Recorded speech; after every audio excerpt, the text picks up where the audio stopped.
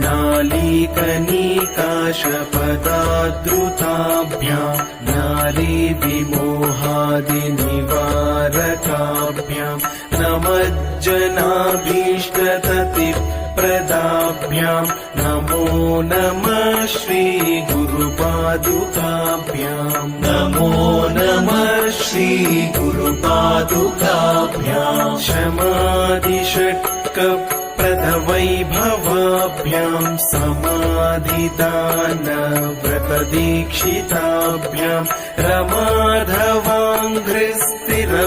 रमाधवाङ्घ्रिस्थिरभक्तिदाभ्याम् नमो नमः श्रीगुरुपादुकाभ्याम् नमो